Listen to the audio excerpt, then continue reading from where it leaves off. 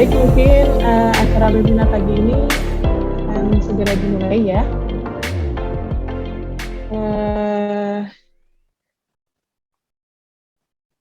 Assalamualaikum warahmatullahi wabarakatuh. Yang terhormat Bapak Yorda Prita Utama, yang terhormat Bapak Direktur PT Geomax Survey Indonesia, kemudian yang saya hormati pula Bapak Ibu dan rekan-rekan peserta webinar yang hadir pada pagi hari ini. Selamat pagi, salam sejahtera untuk kita semua. Perkenalkan, nama saya Meiska Firstiara Maudi. Saya akan memandu jalannya webinar pada pagi hari ini yang berjudul Teknologi Survei dan Pemetaan Garis Pantai di Indonesia. Baik, sebelum penyajian materi, izinkan saya akan menyampaikan sedikit pengantar terkait dengan materi pada pagi hari ini, bahwa garis pantai merupakan batas pertemuan antara garis laut dan daratan yang letak posisinya tidak terlalu tetap, tergantung pada pasang surut, abrasi, dan akresi yang terjadi. Di Indonesia merupakan negara kepulauan dengan panjang garis pantainya kurang lebih mencapai 81.000 km kurang lebih. Daerah pantai menjadi salah satu wilayah yang banyak dimanfaatkan oleh manusia untuk berbagai kegiatan, seperti untuk pemukiman, perindustrian, pertambakan, maupun pariwisata. Oleh karena itu, data perubahan garis pantai sangat penting adanya. Nah, seperti judul webinar pada pagi hari ini, sebentar lagi kita akan bersama-sama menggali informasi serta diskusi tentang peran teknologi atau teknologi yang digunakan untuk mendapatkan data yang akurat, efektif, dan efisien pada survei pemetaan garis pantai. Mungkin saya akan share screen rundown webinar pada pagi hari ini.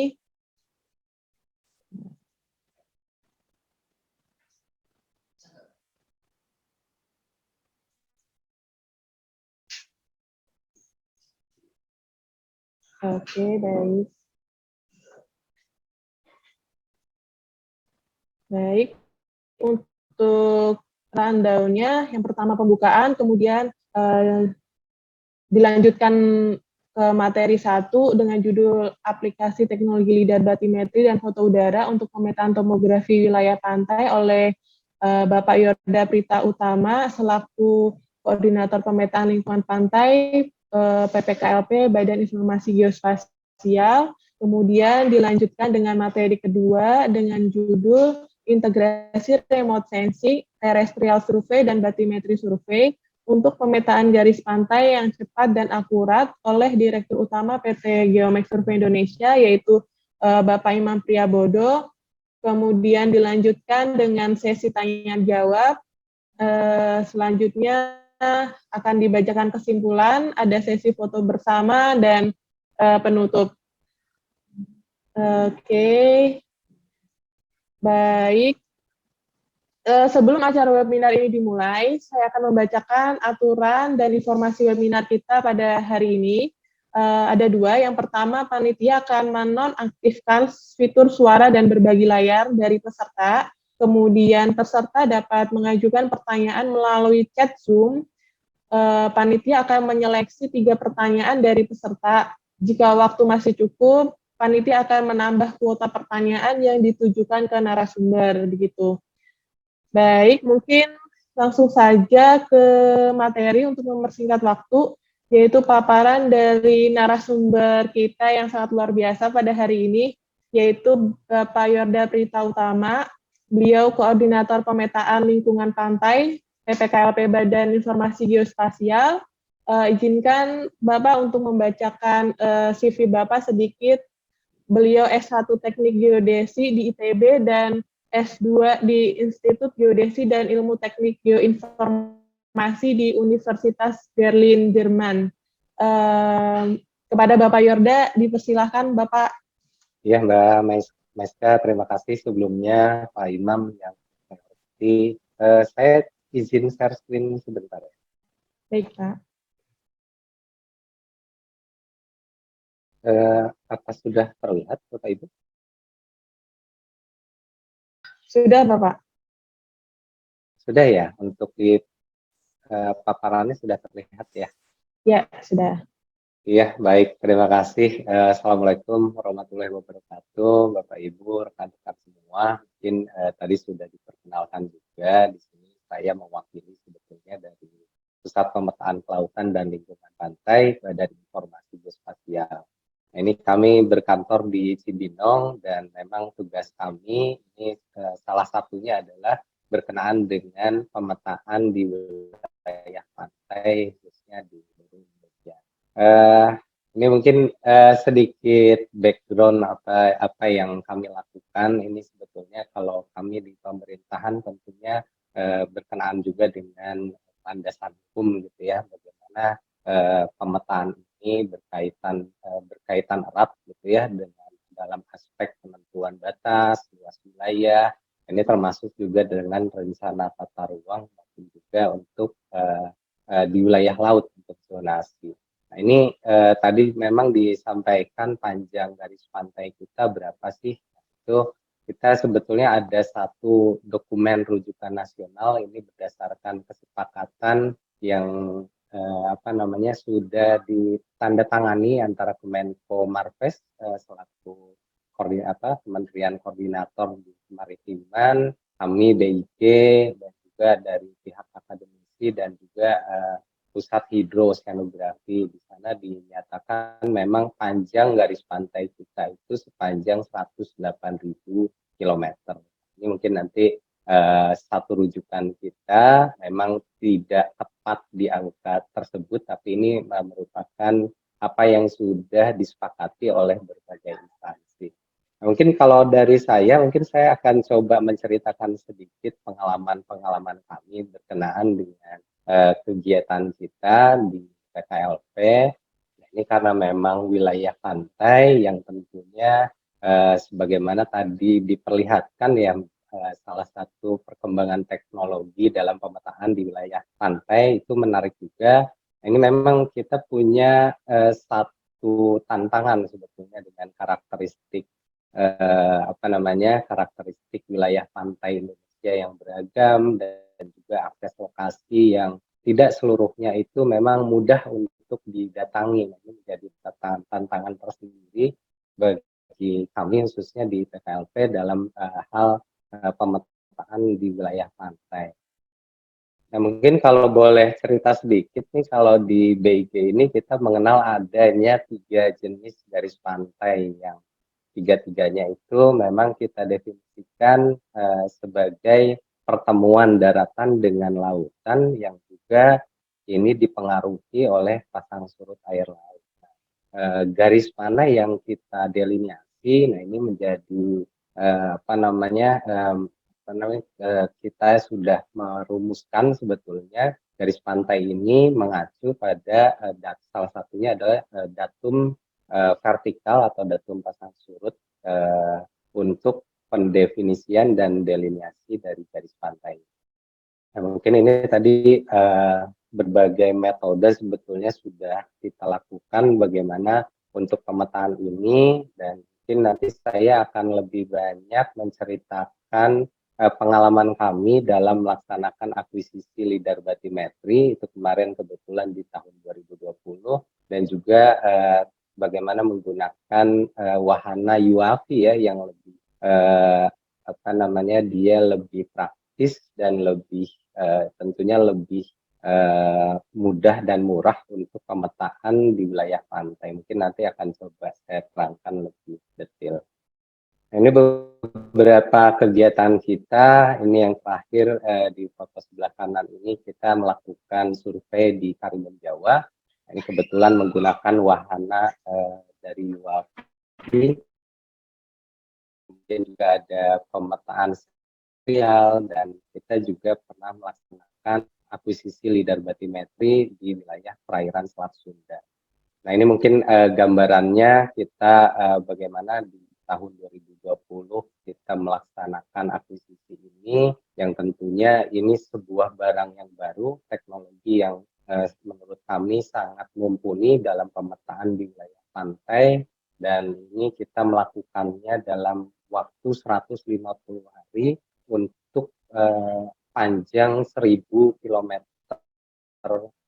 garis pantai di wilayah Selat Sunda, yaitu di perairan Banten, Lampung, dan di pesisir selatan dari Jawa Barat.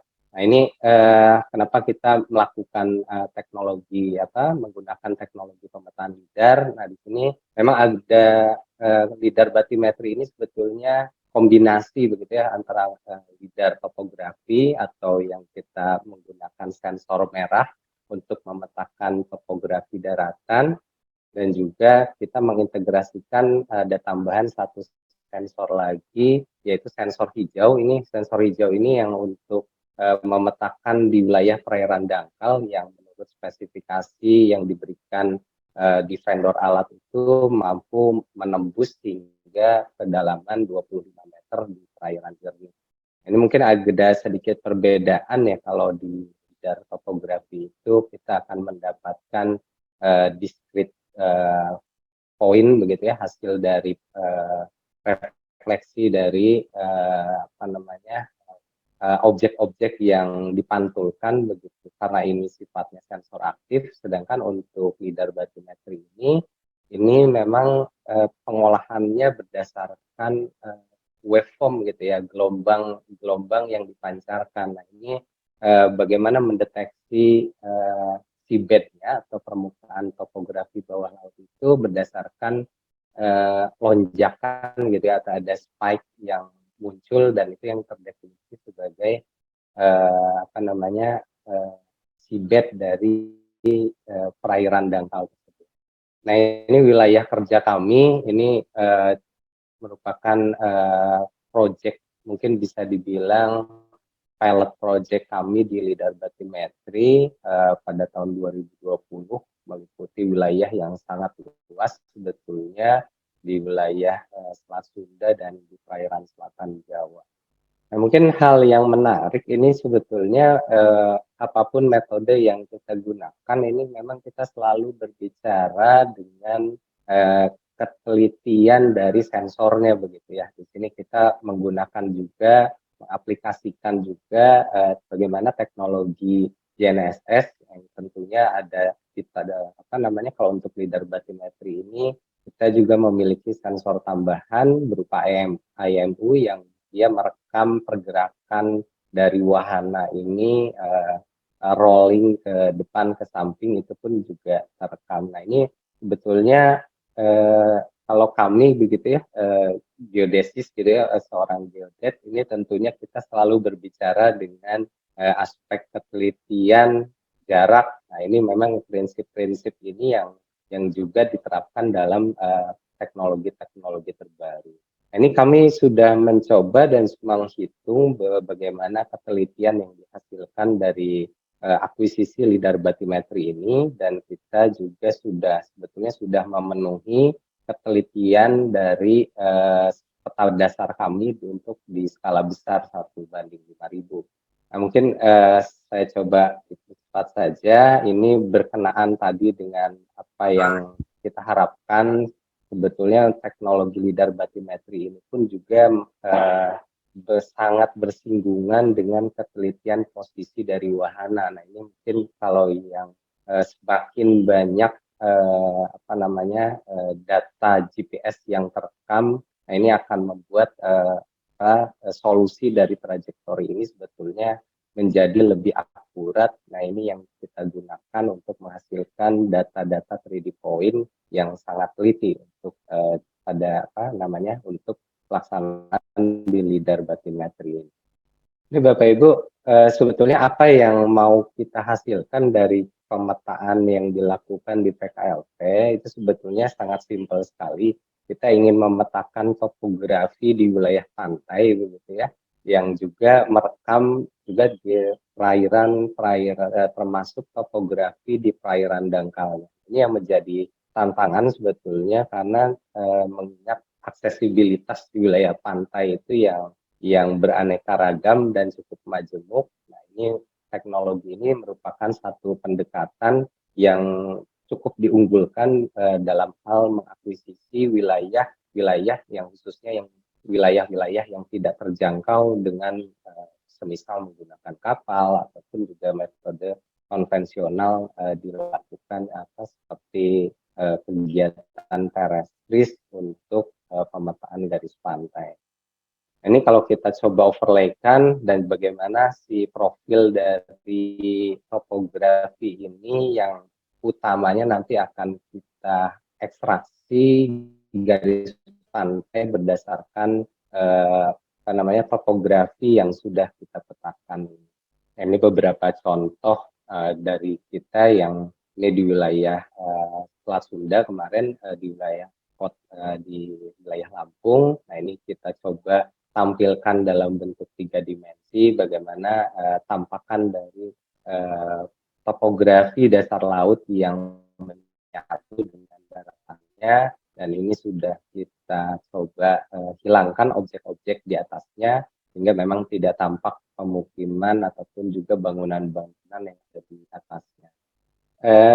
Ya, mungkin kalau kita berbicara dengan garis pantai, ini kemarin hasil akuisisi garis pantai itu, ini utamanya karena tadi yang sebagaimana kita sampaikan bahwa ada acuan datum vertikal untuk pendefinisian 3 garis pantai itu, makanya data DEM ini tentunya perlu diintegrasikan, kita olah juga bagaimana menggunakan konversi ketinggian menjadi ketinggian otometrik menggunakan model geoid Indonesia, dan juga bagaimana di overlaykan dengan datum pasang surut yang digunakan untuk pemetaan garis pantai. Nah, Bapak Ibu, rekan-rekan semua, mungkin ini kegiatan kita yang kedua. Sebetulnya ini juga baru kita lakukan di PKLP, bagaimana melakukan pemetaan batimetri wilayah dangkal gitu ya, dengan menggunakan sensor pasif nih. Kita menggunakan UAV pada waktu itu. Memang ini satu teknologi yang bisa kita manfaatkan sebetulnya, dengan mungkin nanti akan ada keterbatasan, namun ini efektif pada perairan-perairan yang dangkal dan juga jernih dan juga tenang begitu ya, untuk bisa menghasilkan data 3 dimensi termasuk topografi bawah lautnya. Ini merupakan alternatif pemetaan dan juga ini relatif terjangkau begitu ya untuk UAV ini, karena kami lihat untuk komunitas dan penggunaan dari UAV ini sudah cukup banyak di Indonesia, dan juga perkembangan teknologi dan software pengolahan data pun juga sudah cukup berkembang, sehingga ini sangat memungkinkan untuk pemetaan di wilayah-wilayah perairan yang jernih khususnya dan juga tenang begitu perairan. Ini beberapa hasil sebetulnya. Ini yang sebelah kiri ini hasil dari Pulau Seribu. Kemarin kita juga di tahun 2021 melaksanakan proyek di Pulau Seribu, termasuk juga ada kegiatan batimetri, sehingga ini menjadi data yang terintegrasi begitu ya. Dan yang sebelah kanan ini untuk wilayah di Karimun Jawa itu dengan hasilnya mungkin terlihat di gambar yang sebelah kanan.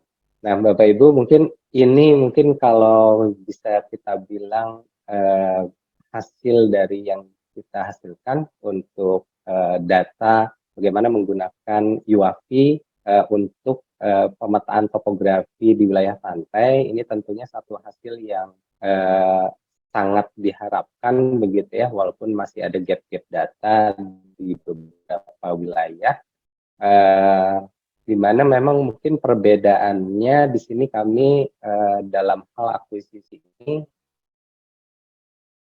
menggunakan overlap dan scan udara pada umumnya ya. Ini mengapa?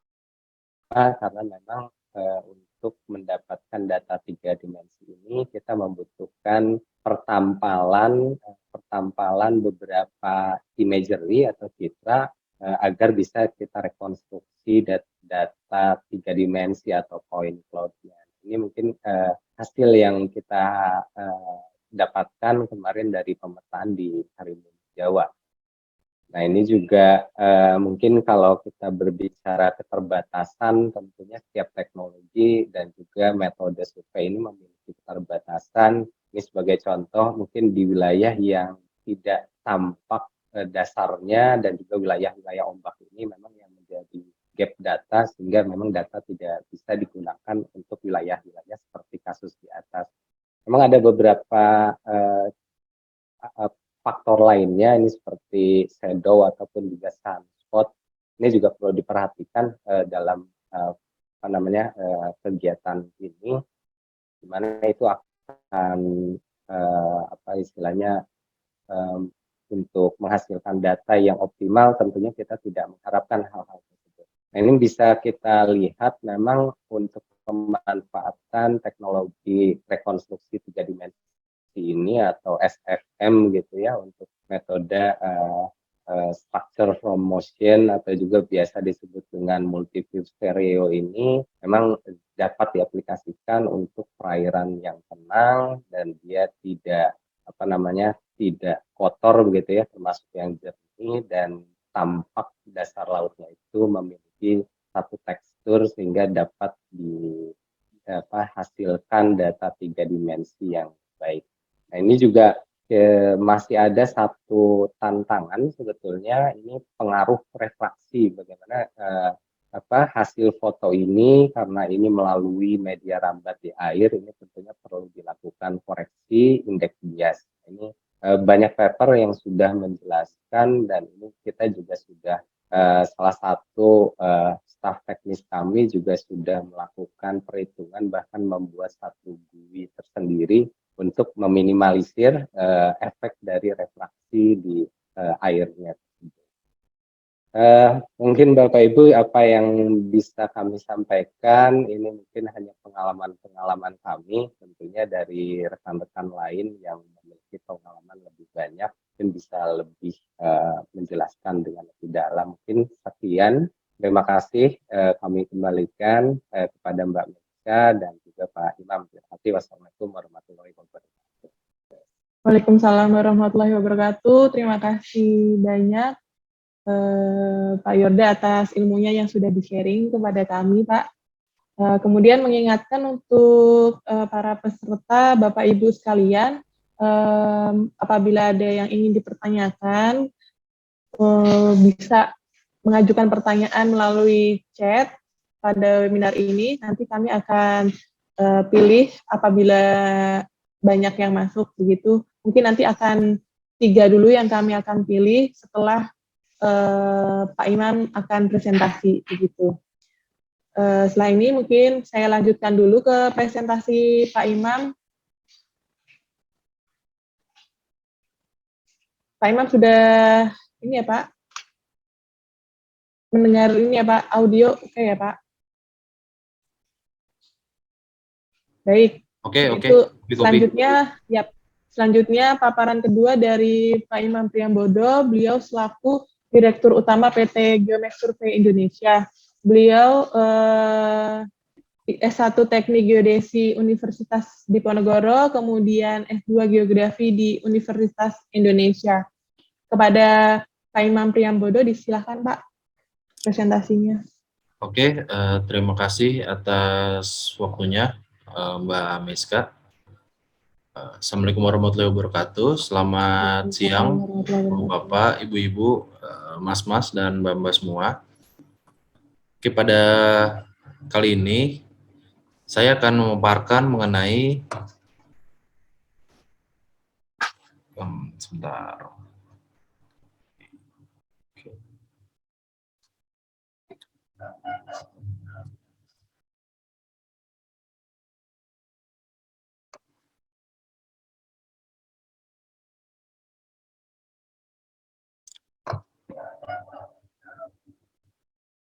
Oke, Mbak Meska, tolong confirm ini udah kelihatan share screen-nya?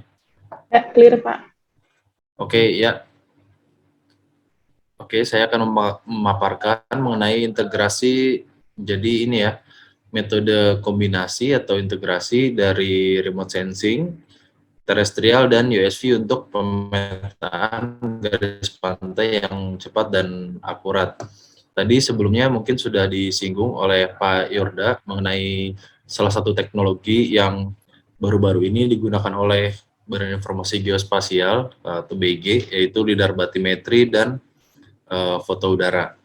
Di sini saya mungkin akan sedikit lebih dalam mengenai foto udara dan ininya ya, dan USV-nya.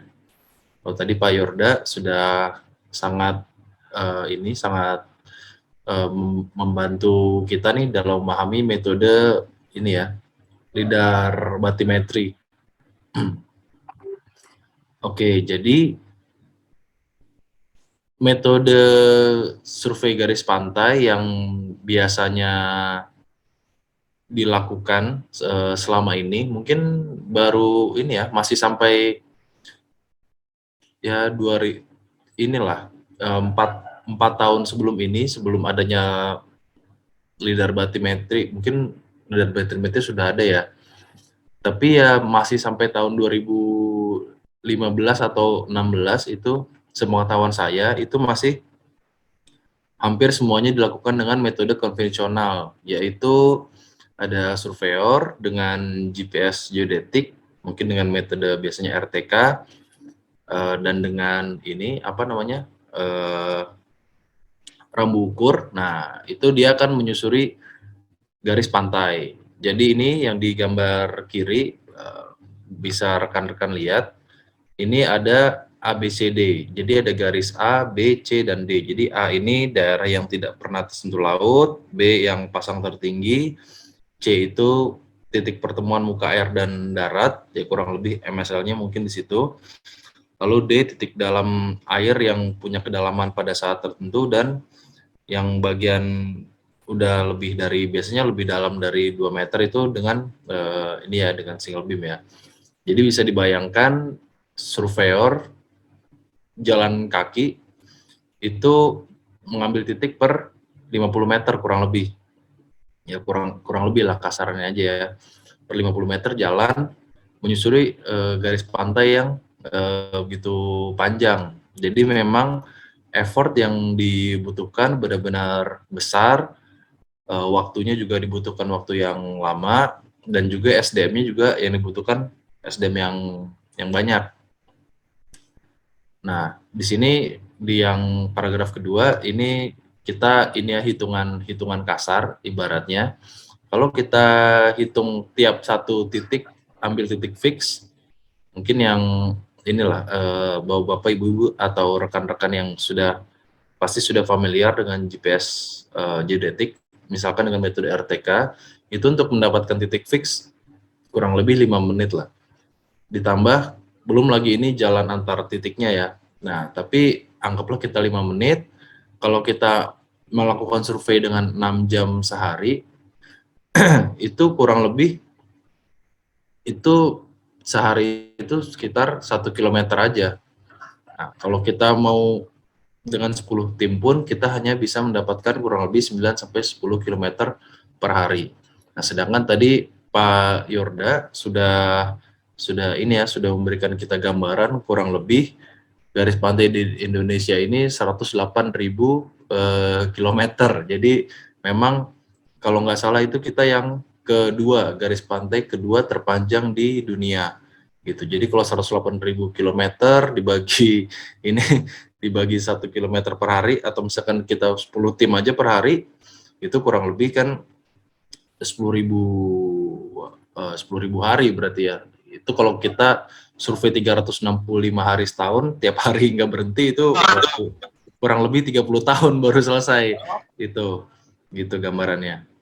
Nah, jadi kenapa sekarang 3-4 tahun terakhir itu BIG juga sudah mengakomodir metode-metode baru yang mengadopsi teknologi yang ini ya, state of the art. Salah satunya tadi lidar batimetri, lalu ada UAV lidar, airborne lidar, dan juga sekarang ada USV.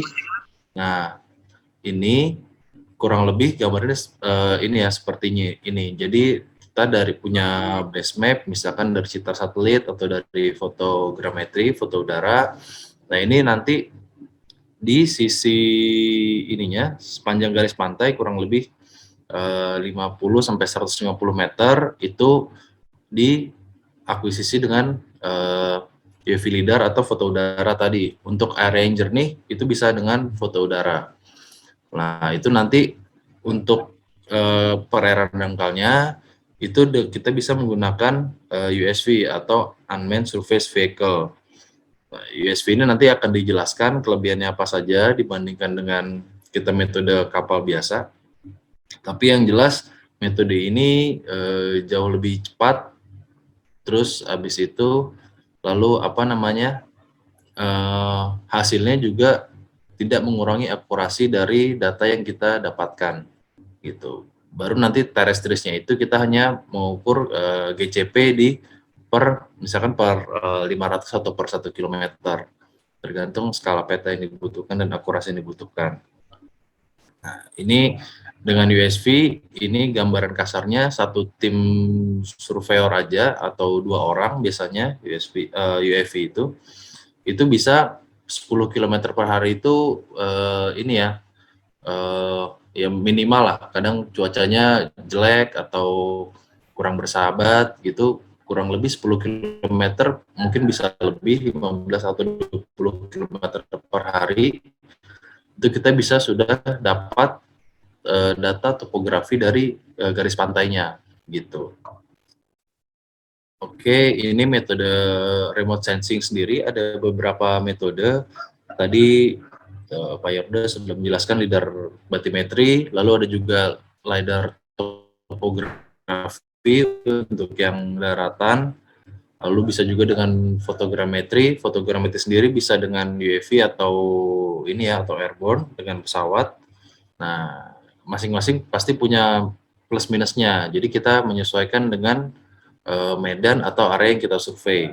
Untuk area yang perairan jernih itu saat ini yang kemarin sudah dipraktikkan oleh rekan-rekan dari BIG itu dengan metode fotogrametri, reconstruction fotogrametri. Jadi untuk area yang dasar airnya itu bisa terlihat, jadi kita bisa yang perairan jernih lah, kita bisa lihat dasar lautnya. Nah, itu kita bisa langsung dengan metode akuisisi dengan foto udara, tidak perlu dengan lidar. Jadi jauh lebih cepat karena foto udara biasanya bisa dengan fixed wing atau VTOL itu bisa 40 km per hari itu bisa. Sedangkan untuk area yang ini area yang keruh ininya perairannya, nah itu kombinasi antara lidar dan USV gitu. Jadi kedua metode itu bisa digunakan dua-duanya. Nah, ini ini di lidar dengan multirotor, ada sensornya, kita mengendalikan base station sebelum akuisisi data, lalu UAV-nya terbang. Tadi mungkin untuk rekan-rekan yang sempat lihat videonya di awal, nah kurang lebih seperti itu akuisisi datanya. Sedangkan untuk fotogrametri kita mendapatkan data dari hasil overlap dari foto-foto yang bertapalan atau overlap.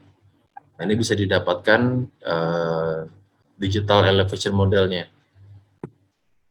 Nah, untuk lidar sendiri itu ini disebut sensor aktif. Nah, ini sensor aktif karena dia memancarkan laser dari sensornya.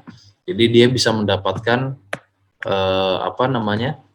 ground atau daratan dengan penetrasinya lebih bagus daripada foto udara.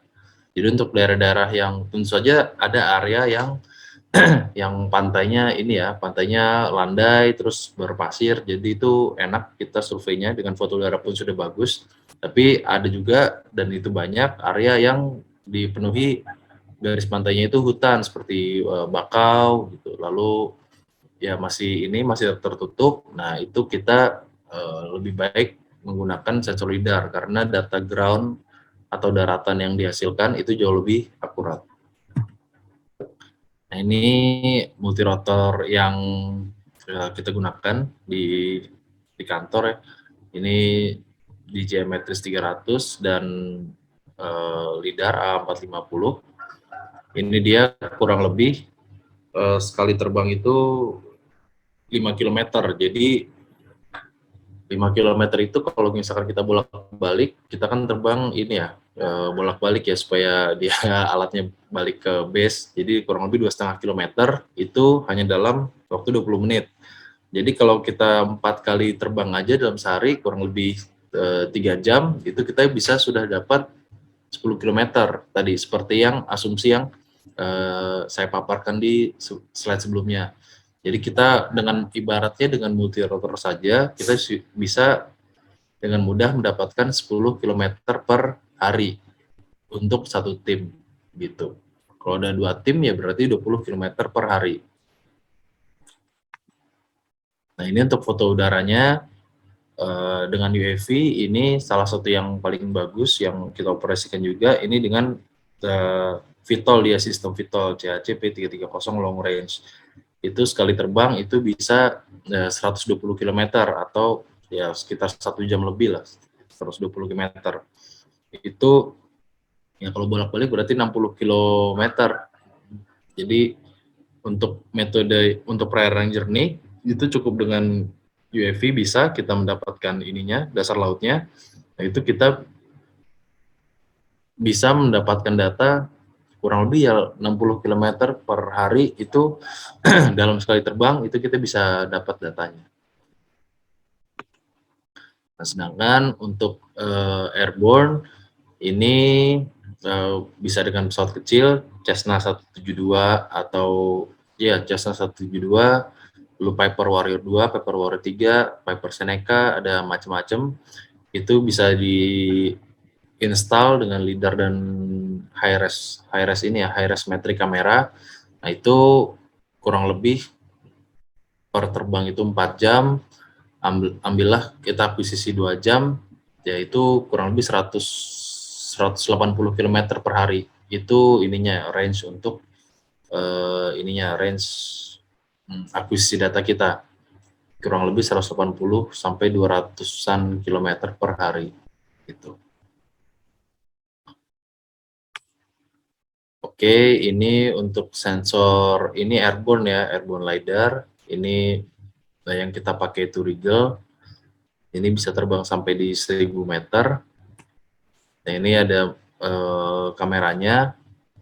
Jadi memang karena untuk airborne, karena kita terbang di ketinggian yang tinggi, sekitar 600 sampai 800 meter, tentu saja kita membutuhkan sensor yang powerful. Jadi kameranya ini juga 100 megapiksel. Jadi walaupun terbangnya tinggi, kita tetap dapat data yang akurat dan high resolution. Oke, ini GPS biasa, bisa ada macam-macam. Ini yang kebetulan yang kita pakai aja, Trimble R8S dan R4S. Oke, ini workflow, ini mungkin saya skip aja ya, karena cukup banyak. Ini proses tadi sudah dijelaskan juga sedikit oleh Pak Yorda untuk metode fotogrametri reconstruction-nya.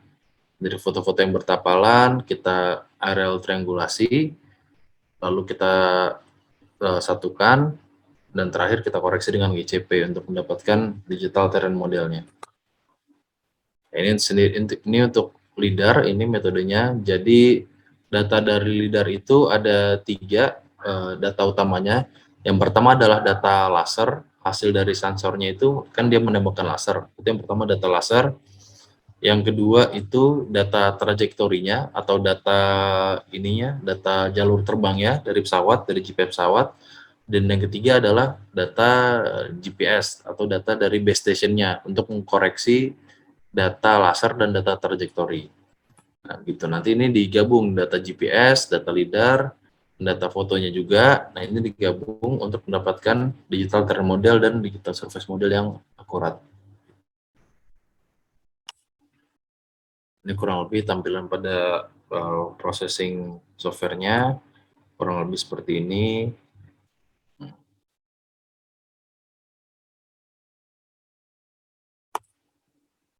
Oke, ini foto udara, DTM, dan kontur. Ini hasil point cloud-nya. Ini klasifikasi, jadi kita perlu klasifikasi untuk LIDAR dan baik foto udara juga. Jadi mana ground dan mana non ground itu kita klasifikasi. Nah, ini hasilnya digital terrain model ini yang sudah diklasifikasi. Gitu. Nah, sekarang saya ingin bahas untuk yang shallow water bathymetric sedikit. Jadi ini yang kita pakai USV Apache 4 ini baru datang juga sih di kantor. Jadi ini ibaratnya untuk shallow water inilah yang paling canggih ya. Jadi dia bisa akuisisi selama kurang lebih endurance-nya 4 sampai 5 jam per hari ya. Jadi ya biasa kita survei mulai pagi kira-kira terus sore beres jam 3 jam 4 udah beres. Nah, ini kelebihannya adalah dia portable. Jadi kalau tentu saja ada daerah-daerah yang ya mungkin kalau di situ ada daerah nelayan, kita bisa sewa kapal di situ untuk kita pasangi single beam echo sounder atau sensor kita.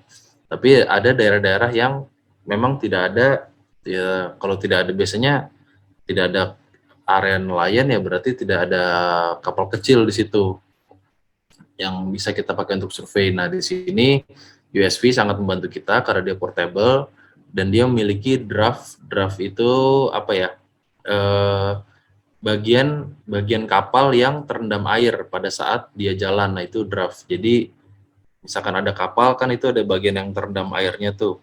Nah, itu namanya draft. Nah, USV ini draftnya sangat rendah. Jadi mungkin hanya 30 sampai 50 cm. Biasanya sih 30 ya, 20-30 cm ya. Jadi untuk daerah sampai benar-benar daerah yang dangkal, yang sampai kaki kita kurang lebih sedengkul kita ya, selutut. Nah, itu dia masih bisa masuk dan dapat datanya. Jadi sedangkan kalau misalkan kita pakai kapal biasa kan nggak bisa tuh karena terlalu dangkal ya kan, takut karam kan dia. Nah, sedangkan pakai USV itu kita bisa dapat data yang benar-benar di daerah dangkal. Nah, itu.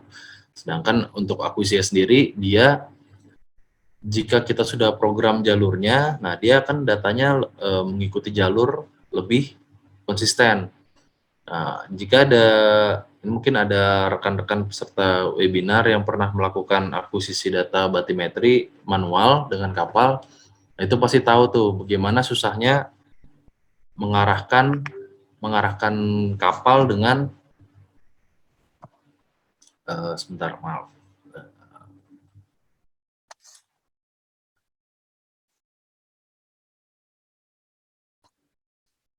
Oke ya. Jadi mungkin sedikit. Nah, ini saya akan banyak skip aja ini. Ini data hasil surveinya, data hasil survei single beam. Lalu ini kombinasinya, ini kebetulan datanya dari GPS RTK, dari terrestris dan USV. Nah, ini hasilnya tadi, kalau tadi Pak Yorda menampilkan data dari foto udara, dari foto udara dan dari lidar bati. Nah, ini kita dari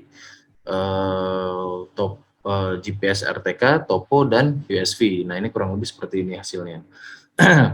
Jadi memang dia, nah ini kan garis pantai, ini daratan. Nah, ini benar-benar daerah yang landai ini, kita bisa dapat datanya.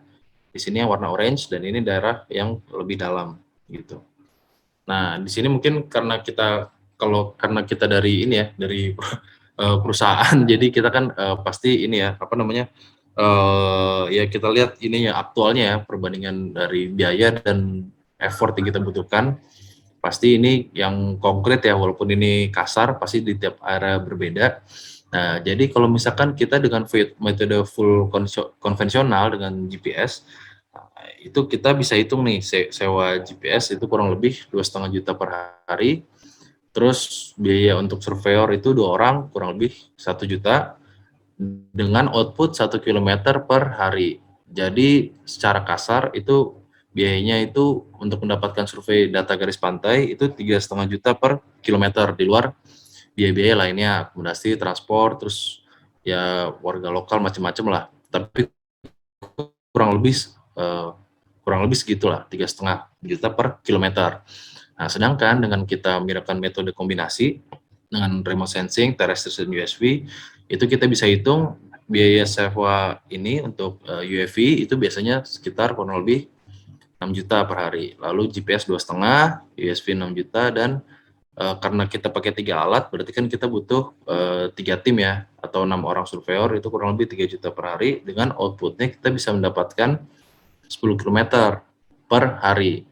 Nah, ini kalau kita total hitung biayanya kurang lebih 1,75. Jadi 50%-nya lah, kurang lebih 50% lebih murah dengan metode kombinasi ini. Dengan kita jadi sudah biayanya lebih murah dan data yang dihasilkan itu jauh lebih high resolution lah ibaratnya. Kalau kita dengan konvensional dengan GPS RTK itu kan kita spot-spot per 50 meter, jadi ya spot-spot datanya. Sedangkan kalau kita dengan metode kombinasi ini kita ya full resolution. Ada lidar, foto udara, dan USV, jadi datanya benar-benar rapat dan representatif gitu. Jadi itu mungkin slide terakhir dari saya. Ini maaf nih saya agak offset waktunya. Terima kasih atas ini perhatiannya bapak-bapak, ibu-ibu, rekan-rekan, mas-mas dan mbak-mbak semua. Assalamualaikum warahmatullahi wabarakatuh. Selamat siang. Saya kembalikan ke Mbak Meska. Waalaikumsalam warahmatullahi wabarakatuh. Terima kasih Pak Imam. Oke, baik. Selanjutnya sesi tanya jawab. Cuman mungkin sebelum sesi tanya jawab, saya sedikit mau sampaikan sedikit kesimpulan kali ya dari paparan yang sudah diberikan oleh Pak Yorda dan Pak Imam. Kalau dari paparan Pak Yorda, sedikit kesimpulan yang saya petik yaitu ada beberapa metode untuk pengukuran atau pemetaan garis pantai. Ada 2 yang Pak Yorda ulas. Yang pertama menggunakan lidar batimetri airborne. Kemudian yang kedua menggunakan foto udara. Nah, untuk ketelitian lidar batimetri itu merujuk pada Peraturan BIG nomor 18 tahun 2021 tentang tata cara penyelenggaraan IG. Kemudian yang terkait metode foto udara menggunakan UAV pada perairan dangkal itu mungkin ada sedikit keterbatasan, yaitu mungkin lebih ke perairan yang tenang dan mungkin yang tampak dasar lautnya begitu ya. Nah, ya setiap metode pasti ada keterbatasan masing-masing. Jadi harus disesuaikan dengan lokasinya yang akan dilakukan pengukuran seperti itu. Kemudian saya lanjutkan untuk membacakan kesimpulan dari paparan Pak Imam. Kalau Pak Imam menjelaskan tentang bagaimana nih integrasi antara survei foto udara, terrestris, dan batimetri. Kemudian seperti apa caranya dan tools dan spesifikasi yang digunakan itu seperti apa, sampai perkiraan harga dalam melakukan survei itu bagaimana. Mungkin untuk lebih lanjutnya, lebih rincinya bisa kita sharing melalui chat atau akun-akun Geomax yang ada gitu ya. Bisa sharing lebih dalam melalui chat WA gitu ya ke Pak Imam gitu ya. Baik, mungkin next saya akan membacakan, mungkin mohon maaf tidak semua pertanyaan di sini kami tampung atau kami sampaikan ke narasumber untuk dijawab karena ada keterbatasan waktu dari kami, sehingga kami akan pilih beberapa pertanyaan yang sudah masuk ke chat. Saya akan bacakan yang pertama dari Pak Dwi Sulistianto. Mungkin ini untuk Bapak Yorda, Pak. Yang pertanyaannya adalah, apakah ada standar metode dan alat yang bisa diterima BIG untuk pemetaan garis pantai? Mungkin langsung dijawab dulu kali ya, Pak. Ya, baik. Sebetulnya tadi sudah dijawab juga oleh Mbak Meska. Ya. Jadi kami memiliki ada standar spesifikasi dan juga bagaimana standar pengumpulan ya, kita mengistilahkan pengumpulan data geospasial dasar. Ini yang tadi disebutkan, salah satunya ada metode lidar batimetri, foto udara, bahkan spesifikasi citra tegak, bagaimana citra tegak, citra satelit tegak ini yang memang memenuhi kualitas untuk pemetaan di Indonesia. Nah, itu sudah ada peraturan BIG tadi nomor 18 tahun 2021 tentang tata cara penyelenggaraan BIG. Mungkin bisa dicek juga di link saja, bisa dicek, mungkin bisa menjawab pertanyaan. Baik, terima kasih Pak Yorda. Semoga menjawab untuk Pak Dwi Sulistianto. Kemudian untuk Pak Yorda kembali pertanyaannya. Yang kedua dari Pak Edwin Muli. Terkait metode yang dijelaskan, apakah ada metode baku atau dari pemerintah yang memang digunakan secara nasional terkait pemetaan batimetri? Kemudian pemetaan batimetri apakah kewenangan ada di pemerintah daerah atau hanya di pemerintah pusat melalui lembaga terkait? Begitu Pak pertanyaannya. Iya, ini berkenaan dengan pemetaan batimetri, tentunya yang teknologi multi beam, single beam, dan juga kalau sekarang tadi dijelaskan juga ada USV begitu ya Pak Imam ya, itu pun juga sebetulnya bisa digunakan dan memang standar digunakan karena memang prinsipnya menggunakan gelombang sonar di air gitu ya. Nah, itu juga bisa diterapkan. Nah, ini berkenaan dengan daerah, apakah diperbolehkan ataukah tidak. Nah, ini sebetulnya ada regulasi juga sebetulnya mengatur bagaimana kalau memang dalam hal pengumpulan data geospasial, ini tentunya memang yang menjadi kewenangannya adalah di BIG. Nah, BIG ini tapi tidak terlepas juga pemerintah daerah ataupun KL pun juga berhak untuk melaksanakan. Nah, ini tentunya ada jalur koordinasi begitu ya Bapak Ibu agar memang data ini bisa sama-sama kita kumpulkan untuk utamanya memang kemaslahatan secara nasional. Nah, mungkin juga ini mungkin berkenaan dengan tadi di chat kalau tidak salah ada yang tumpang tindih dengan fungsi dorsal. Nah, ini sebetulnya kami di tim yang sama Bapak Ibu. Jadi ada satu tim yang mengumpulkan kita semua di mana disebutkan kita itu adalah tim batimetri nasional. Ini di bawah koordinasi dari Kemenko Marves. Salah satunya adalah BIG dan Pusdosal yang sebetulnya dari segi pengumpulan data itu akan ada overlap, tapi ini saling melengkapi sebetulnya. Dan namun bisa kita jelaskan ada segi peruntukan yang berbeda gitu ya. Kalau peta laut Indonesia ini memang dia sesuai dengan pedoman dari IHO ini untuk keperluan navigasi dan keselamatan pelayaran. Nah, tentunya kalau BIG lebih dalam hal untuk menyediakan data dasar untuk rencana pembangunan nasional. Mungkin seperti itu. Semoga cukup menjelaskan. Baik, terima kasih atas jawabannya Pak Yorda. Selanjutnya, saya akan bacakan pertanyaan untuk Pak Imam dari Pak Rusdiantoro.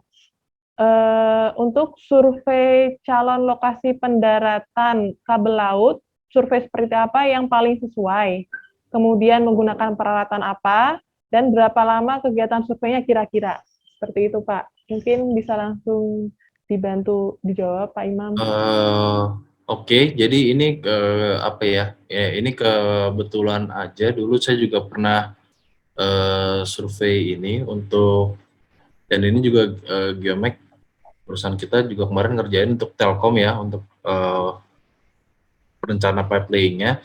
Jadi memang untuk pendaratan kabel kita butuh data yang akurat di zona transisi tersebut. Jadi mulai dari kurang lebih 50 meter dari garis pantai. Nah, itu kedalamannya berapa? Mungkin sekitar 20 sampai 50 meter.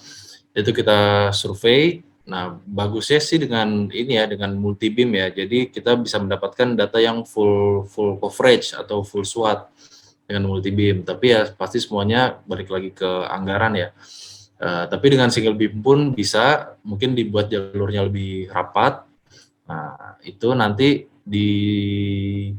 itu untuk batimetrinya. Nah, nanti dengan di zona transisinya itu kita bagusnya dengan ini kalau tadi dengan rekan-rekan BG sudah mencoba dengan foto udara ini, foto udara untuk ininya, batimetrinya. Nah, tapi itu kan bisa digunakan untuk daerah yang jernih. Nah, kalau airnya kurang begitu jernih, artinya kita harus manual nih dengan GPS RTK. Jadi kita colok-colok nih di sekitar kedalaman setengah meter sampai ke 0 meter lah, ke 0 atau 50 cm.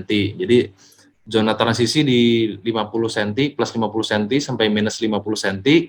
Nah, itu yang biasanya ya dengan GPS RTK aja itu kita dapatkan elevasinya. Baru nanti di daratannya kita topo dengan LIDAR. Menurut saya sih itu metode yang paling efisien dan akurat ya untuk pipe laying cable gitu.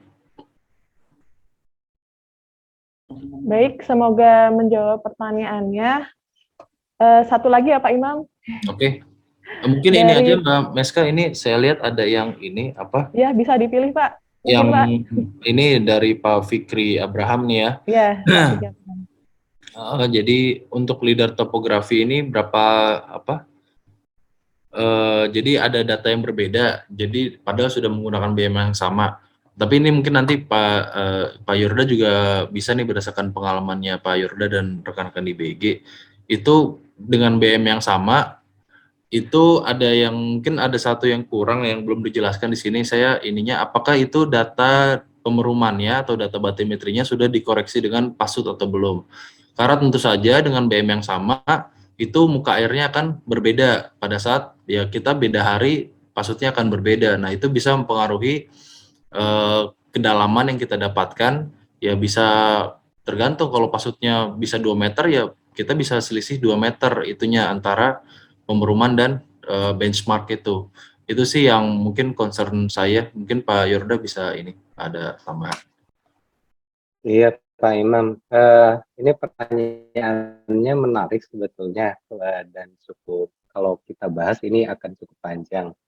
Cuman memang kalau dari pengalaman kami ini untuk hasil dari LIDAR topografi ya, ini perlu dipastikan karena ini tadi tidak, kalau saya belum secara teknisnya referensinya di mana gitu ya.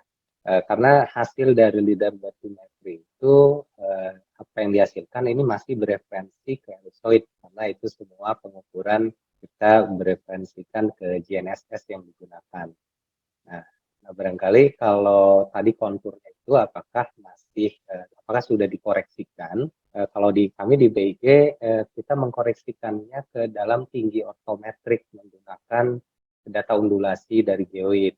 Nah, sedangkan untuk lautnya itu akan ada perbedaan antara tinggi ortometrik ini dengan muka surutan subdatum yang digunakan untuk pemetaan batimetri tadi ya. Nah, ini mungkin yang perlu digali dan dipastikan kembali. Mungkin itu sih Bapak Ibu, mungkin kalau ini teknisnya harus ada lebih jelas lagi ya nanti seperti apa spesifikasi teknisnya. Harus ini konsultasi langsung. Oke, Mbak Meska.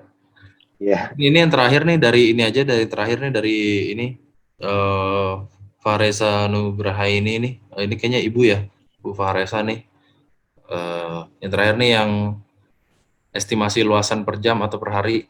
Ini mungkin yang terakhir nih pertanyaannya. Oke. Bentar, Reza Nugraha ya. Ya.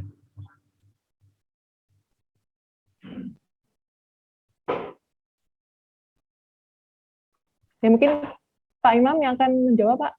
Oh iya, oke, mungkin langsung saya jawab aja. Pengalaman Bapak bagaimana menghitung estimasi luasan per jam atau hari untuk pengambilan data batimetri menggunakan echosonder? Jadi kalau pengalaman kita itu paling aman, itu kita asumsi aja untuk ini ya, untuk daerah shallow water ya, bukan yang dengan kapal besar ya, karena dengan kapal besar itu biasanya kita posisi 24 jam.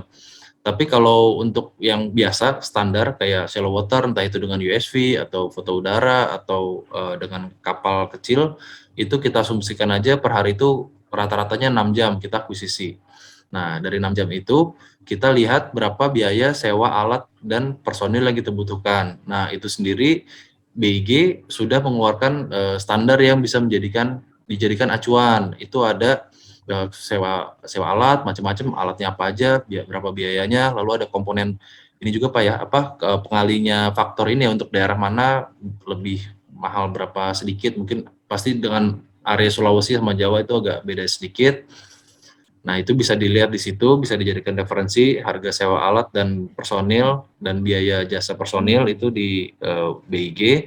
Nah, itu dari situ bisa dihitung, kita sudah tahu biaya sewa per hari, berapa kosnya, lalu ya transportasi, akomodasi itu ya bisa dihitung lah. Lalu dengan kurang lebih waktu kerja 6 jam. Nah, itu nanti dilihat spek alatnya sendiri. Spek alatnya sendiri, karena kan alat juga beda-beda ya, spek alatnya sendiri itu berapa banyak ini, atau production capacity-nya berapa. Misalkan UAV ada yang bisa terbang 1,5 jam, ada yang mungkin hanya 30 menit untuk multirotor. Lalu untuk USV itu biasanya 4 jam, 5 jam. Nah, itu semua bisa dihitung semua sih di komponennya, nanti kita bisa hitung ininya RAB-nya gitu, untuk kita bisa hitung biayanya gitu. Baik, terima kasih Pak Imam atas jawabannya. Mungkin cukup ya untuk sesi pertanyaan, sesi tanya jawabnya mungkin cukup ya, karena sudah banyak juga yang izin untuk sholat Jumat. Selanjutnya kami mau mohon Bapak Ibu peserta webinar ya untuk membuka videonya supaya kita bisa punya kenang-kenangan, kita bisa mengabadikan webinar kali ini dengan foto bersama virtual begitu. Bisa di-open Bapak Ibu. Bareng dulu, foto bareng. Mungkin kita ada 3 atau 4 kali foto ya, karena alhamdulillah cukup banyak antusias dari peserta, jadi ada 4 halaman ya. Sudah siap ya Mas Operator? Tolong dibantu Mas. Oke. Untuk halaman pertama, kita ambil fotonya dulu. Udah Mas? Hidup langsung.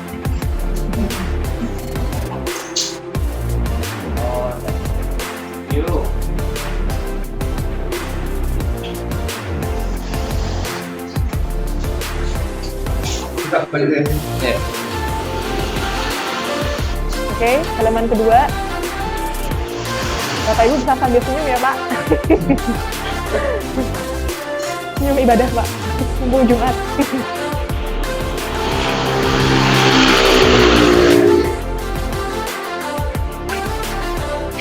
Next, untuk halaman ketiga.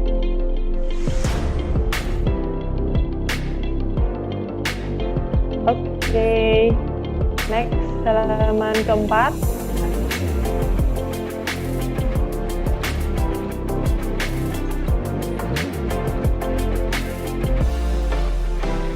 Oke, sip, Mas Operator. Oke, sip, terima kasih Bapak Ibu. Mbak Meska, mungkin ya. Ini ya, tadi untuk saya mungkin ingin ini aja sedikit ini kepada Bapak Ibu atau Mas-mas Mbak yang mahasiswa. Ini mungkin yang membutuhkan, tadi ada juga yang tanya soalnya, untuk yang membutuhkan sertifikat itu nanti bisa langsung beli ke karena kan ada yang butuh, ada yang enggak ya. Tapi untuk yang butuh itu bisa kita sediakan, itu bisa japri ke Mbak Meska. Sama nanti tadi yang pertanyaan itu kita ada ada merchandise, ada topi. Coba Mbak Meska tolong ini topinya di ini, ada topi lapangan ya dari kita. Nah, ya itu lebih dari kita sedikit. Tadi untuk yang penanyanya ya, jadi nanti mungkin yang untuk penanya bisa nggak tahu nih nanti Mbak Meska yang hubungin, kayaknya nanti untuk diminta alamatnya ya, untuk alamat pengirimannya nanti akan kita kirim. Oke. Sip. Iya, untuk teknisnya menambahkan, mungkin saya bacakan ulang kali ya. Untuk Pak Dwi Sulistianto, Pak Fikri Abraham, kemudian Pak Fahreza Nugraha, Pak Rusdiantoro, dan Pak Edwin Muli mungkin bisa follow dan chat DM akun IG Geomax Survey @geomaxsurvey supaya bisa mengirimkan alamatnya supaya kami bisa kirimkan hadiah topi ini ke bapak-bapak sekalian. Terima kasih atas antusiasnya. Ditunggu segera ya bapak-bapak supaya bisa terkirim juga. Dan mungkin tiba saatnya kita di penghujung acara. Terima kasih dan atas perhatian dan kerjasama Bapak Ibu peserta dan Bapak narasumber, terutama untuk Pak Yorda. Terima kasih Pak Yorda atas waktunya ya Pak. Kemudian sebagai penutup, mohon maaf atas segala kekurangan pada webinar kali ini. Semoga ilmu yang kita dapatkan saat ini sangat bermanfaat. Sekian dari saya. Wassalamualaikum warahmatullahi wabarakatuh. Waalaikumsalam warahmatullahi wabarakatuh. Terima kasih Bapak-Bapak, Ibu-Ibu. Terima kasih Bapak-Bapak, Ibu-Ibu.